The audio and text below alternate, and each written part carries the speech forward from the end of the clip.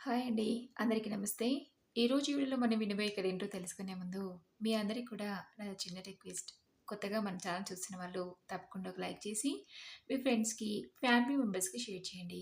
అలాగే ఇలాంటి మరెన్నో మంచి మంచి కథలను అనుకుంటే ఛానల్‌ని వెంటనే సబ్స్క్రైబ్ చేసుకొని, పక్కనే ఉన్న బెల్ ఐకాన్‌ని క్లిక్ చేయండి.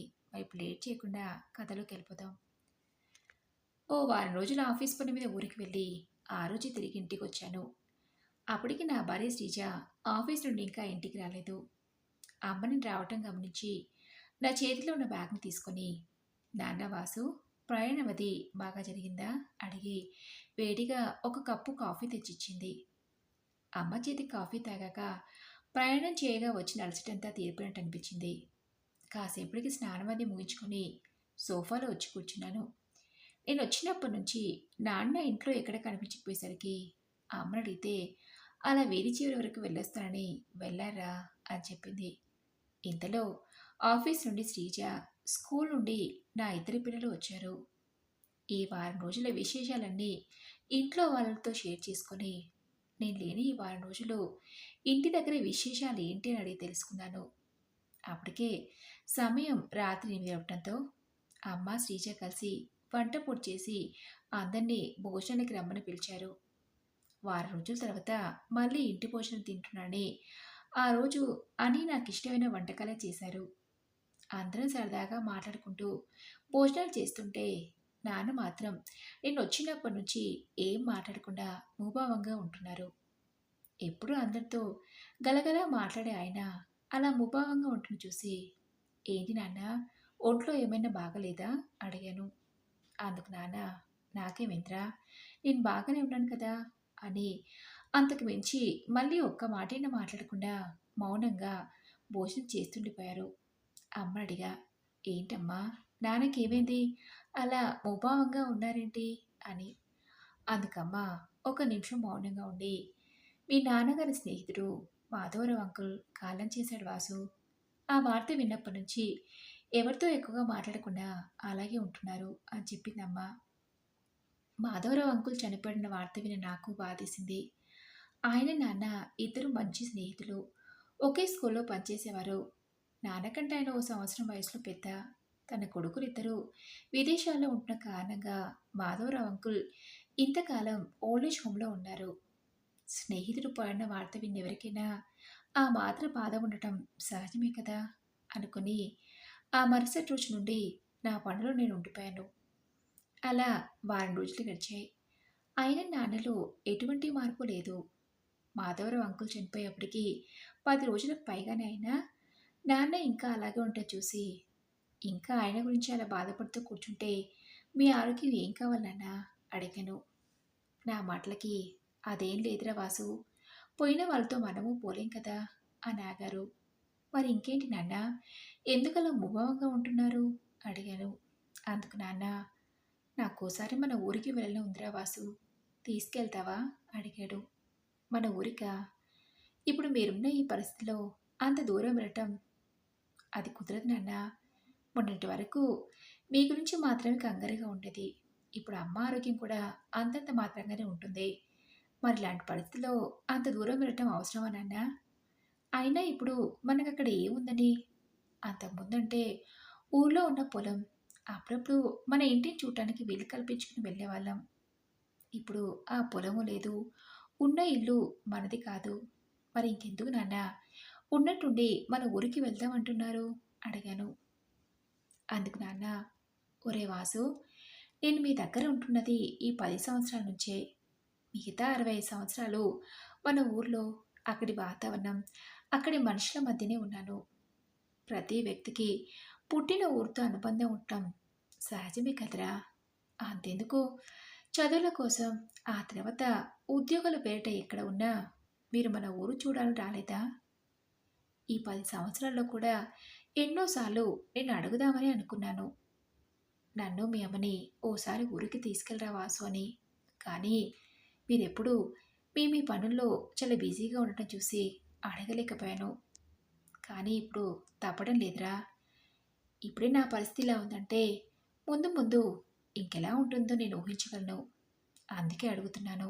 కాదనుకు వాసు" అడిగారు నాన్న.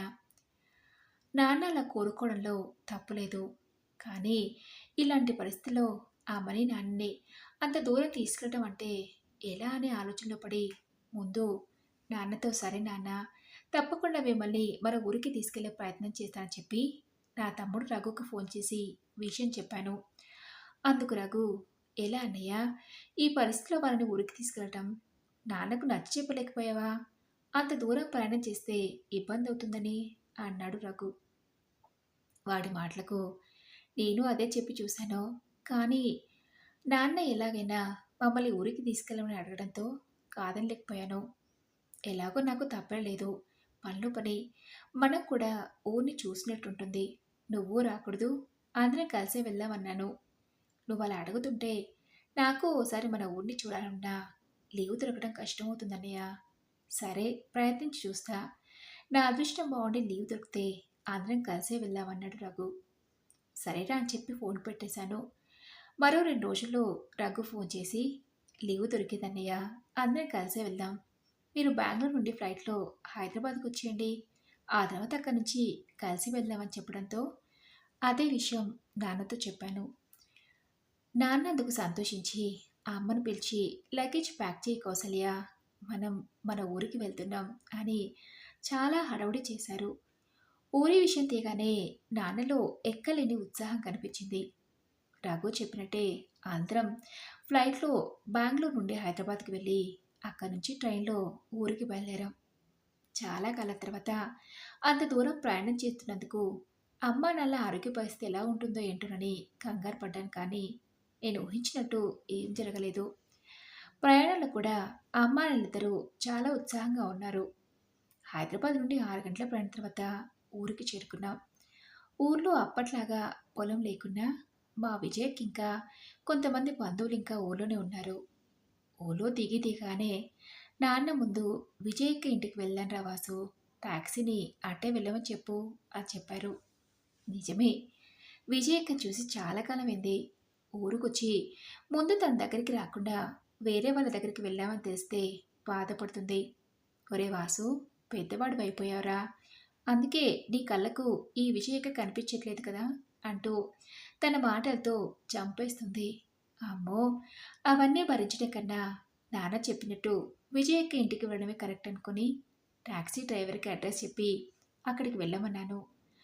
అమ్మా నాన్నలో మా దగ్గరికి తీసుకెళ్ళడానికి వచ్చినప్పుడు తప్పితే ఊళ్ళో మళ్ళీ అడుగుపెట్టింది లేదు.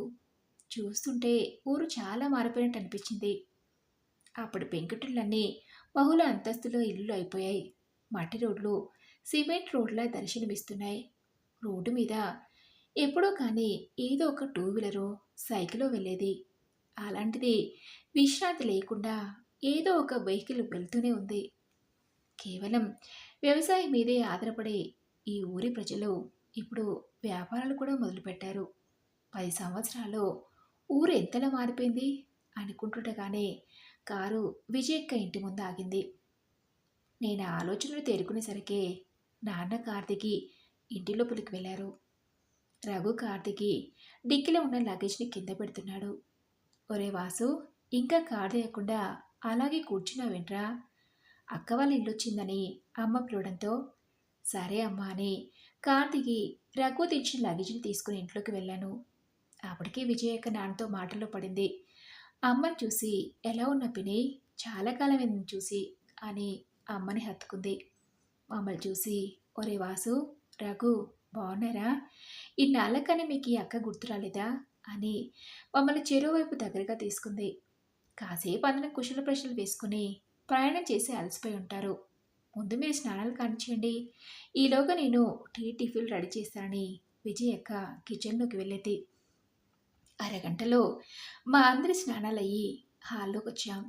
ఈలోగా విజయక్క అందరికీ టిఫిన్లు వడ్డించింది. అలా ఆ రోజంతా విజయక్క ఇంట్లోనే సరదాగా గడిపాం. మా నాన్న, విజయక్క వాళ్ళ నాన్న ఇద్దరు తోడబుట్టినవాళ్ళు. విజయక్కకి 10 ఏళ్ల వయసున్నప్పుడే పెద్దనాన్న పెద్దమ్మ ఓ యాక్సిడెంట్లో పోయారు. అప్పటి నుంచి విజయక్క బాధ్యతని అమ్మ నాన్నలే తీసుకున్నారు.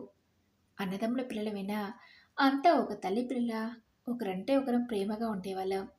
చిన్నప్పుడే తన తల్లిదండ్రులను కోల్పోవడంతో పిన్ని బాబాలని తల్లిదండ్రులుగా భావించేది. అమ్మా నాన్న కూడా తనని తన కడుపున పుట్టిన కూతురుగానే చూసుకునేవాళ్ళు. అందరం ఒకే స్కూల్‌లో చదువుకున్నాం. పాఠశాల చదువు పూర్తి చేసుకొని కాలేజీ చదువులోకి పక్క ఊరికి వెళ్ళేవాళ్ళం. విజయ్‌కి డిగ్రీ పూర్తవగానే తెలిసిన వాళ్ళ ఓ మంచి సంబంధం రావడంతో అమ్మానాన్నలు తనకి పెళ్లి జరిపించారు.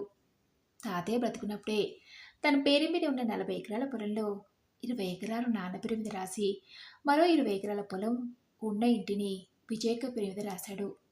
తల్లిదండ్రులు లేని పిల్ల కదరా! ఈ ఇంటిని తన పేరు మీదనే రాస్తున్నాను. నీకేం అభ్యంతరం లేదు కదా? అని తాతయ్య నాన్నని అడిగితే, కావాలంటే నాకిచ్చే ఈ 20 ఎకరాల పొలం కూడా విజయ్ పేరు మీదనే రాయండి నాన్న. మాకు మా పిల్లలు ఒకటి, తానొకటి కాదు నాన్న అన్నారు. అలా విజయక్కకి పెళ్ళైన అదే ఇంట్లో ఉంటుంది. నాన్న రిటైర్డ్ అయ్యేంత వరకు అమ్మా నాన్నలు విజయక్క కోరిక మేరకు అదే ఇంట్లో ఉన్నారు. ఆ తర్వాత నేను రఘు అమ్మా నాన్నని మా దగ్గరికి రమ్మని ఒత్తిడి చేయడంతో గత 10 సంవత్సరాలుగా వాళ్ళు మా దగ్గరే ఉంటున్నారు. అలా నేను రఘు ఆ మరుసటి రోజు ఊళ్ళో ఉన్న మా చిన్నటి స్నేహితులను తెలిసిన వాళ్ళని కలిసొచ్చాం. అమ్మా నాన్నలు విజయకతో కలిసి బంధువుల ఇళ్ళకి వెళ్ళొచ్చారు. అలా 4 రోజులు గడిచాయి. అమ్మా నాన్నల్లో ఈ 10 సంవత్సరాల్లో ఎప్పుడు లేనంత సంతోషంగా ఉండడం గమనించాను. అప్పటికే నాకు రఘుకి ఆఫీస్లో పెట్టిన లీవులు అయిపోతుండటంతో నాన్నతో మనం ఇక బయలుదేరా నాన్న అని చెప్పడానికి వెళ్తుంటే విజయక్క పిలిచింది. ఒరే వాసు, రఘు ఓసారి ఇలా రండి అని. ఏంటక్క అని నేను రఘు వెళ్ళి తన పక్కనే కూర్చున్నాం. వచ్చినప్పటి నుంచి మీతో ఒక విషయం గురించి మాట్లాడదామంటే ఏదో ఒక పనిలో ఉంటూ అసలు వీలు కావడం లేదురా అంది. దేని గురించని నేను రఘు ఒకరి మొహాలు ఒకరం చూసుకుని, ఏంటక్క ఏదైనా ముఖ్యమైన విషయమా అడిగాను. అందు విజయక్క, ఓసారి అమ్మా నాన్న ఎలా ఉన్నారో పలకరిద్దామని నెల క్రితం వాళ్ళకి ఫోన్ చేశాను. ఇద్దరూ చాలా డల్గా మాట్లాడారు. నిజానికి వాళ్ళ గొంతులో అంత నిరాశ నిస్పృహ నేనెప్పుడు చూడలేదు. ఏమైందమ్మా అడిగితే అమ్మ నాతో ఏం చెప్పలేదు. నాన్నడిగా, ఏంటి నాన్న నాతో చెప్పకూడదా అని. అందుకు నాన్న, నేను మీ పిన్నికి మీదట హోంలో ఉండాలంటే విజయ, మాకు అక్కడ ఉండటం అస్సలు ఇష్టం లేదన్నాడు. నిజానికి ఆ విషయం విని నేను ఆశ్చర్యపోయాను. పాపం ఆ ముసలి మనసులు విని ఎలా తట్టుకుంటాయి? మీతో ఎవరెలా అన్నారని అడిగితే మీరిద్దరూ ఫోన్లో మాట్లాడుకుంటుంటే విని అక్కడ ఉండలేమని చెప్తూ బాధపడ్డారు. అసలు వాసు ఎందుకలా నిర్ణయం తీసుకున్నాను అడిగితే భార్యాభర్తలు ఇద్దరూ ఉద్యోగ బాధ్యతలు బిజీగా ఉంటూ మమ్మల్ని చూసుకునే సమయం లేక ఇలా నిర్ణయం తీసుకున్నానని చెప్పి బాధపడ్డాడు. వాళ్ళు చెప్పింది విని నాకు బాధేసింది. ఆ మాటలు విని మనసును కష్టపెట్టుకుని బాధపడుతున్న విషయం అర్థమయ్యి, చాలా కాలం అయింది కదా, ఓ వారం రోజులు మన ఊరికి వచ్చి వెళ్ళకూడదు బాబాయ్ అడిగాను. నిజానికి నాకు ఎప్పటినుంచో మన ఊరికి రావాలని ఉందమ్మా.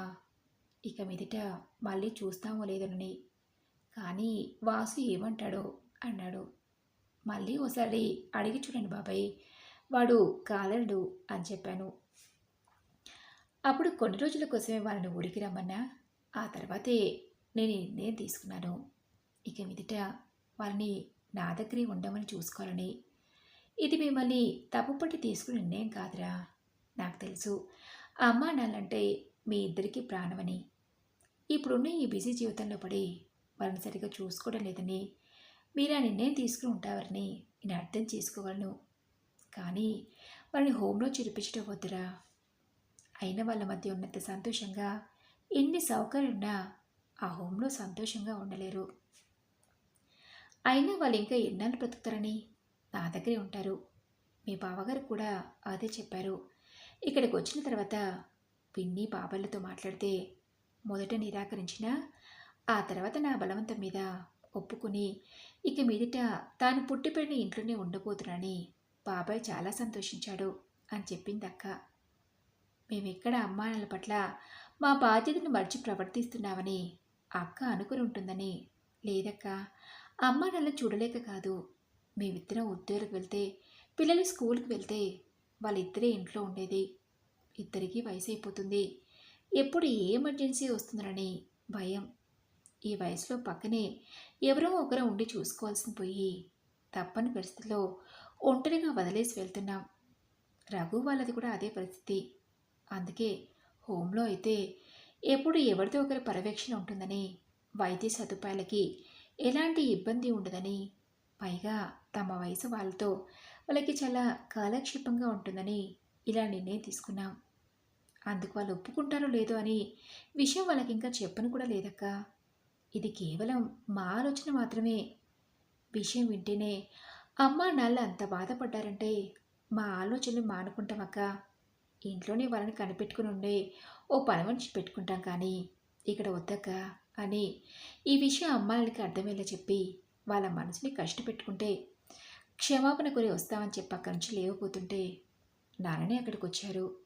సారీ నాన్న, మిమ్మల్ని చూసుకోవడం బరువనుకుని కాదు అని చెప్పబోతుంటే, ఒరే వాసు, నేనంతా విన్నాన్రా, మిమ్మల్ని అర్థం చేసుకోగలను. ఓవైపు వృత్తి బాధ్యతలు, అటు కుటుంబ బాధ్యతలు, మరోవైపు మా కోసం సమయం ఇవ్వలేక వీటన్నింటి మధ్య మీరు ఎంత నలిగిపోతున్నారో నాకు తెలుసురా. మీరు మాట్లాడుకోవటం విని బాధ అనిపించినా ఆ తర్వాత మాకు హోమ్లో ఉండటమే కరెక్ట్ అనిపించింది. అప్పుడే విజయ్ ఫోన్ చేయటం, ఊరికి రావటం, ఆ తర్వాత తను మమ్మల్ని ఇక్కడే ఉండిపోమ్మనటం జరిగిపోయాయి. మీరెంతో మాకు తను అంతే. ఎక్కడైతే ఏంట్రా వాసు, తను కోరుకున్నట్టు నేను మీ అమ్మ ఇక మీదట ఇక్కడే ఉంటాం అన్నాడు నాన్న. లేదు నాన్న, అమ్మ మీరు మాకు దూరంగా ఉంటే ఎలా ఉన్నారో ఏంటో అని కంగారుగా ఉంటుంది. మేమే ఇంకేదైనా నిర్ణయం తీసుకుంటాం కానీ మా దగ్గర ఉండవని మాత్రం చెప్పొద్దు నాన్న అన్నాను.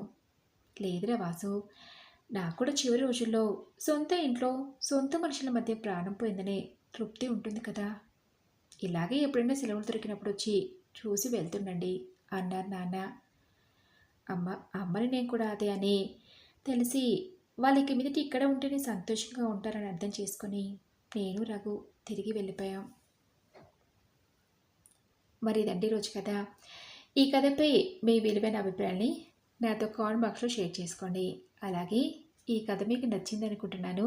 నచ్చితే తప్పకుండా ఒక లైక్ చేసి మీ ఫ్రెండ్స్కి, ఫ్యామిలీ మెంబర్స్కి షేర్ చేయండి. అలాగే ఇలాంటి మరెన్నో మంచి మంచి కథలు వినాలనుకుంటే ఛానల్ని వెంటనే సబ్స్క్రైబ్ చేసుకొని పక్కనే ఉన్న బెల్ ఐకాన్ని క్లిక్ చేయండి. నెక్స్ట్ వీడియోలో మరొక మంచి కథతో కలుసుకుందాం. Thank you for listening.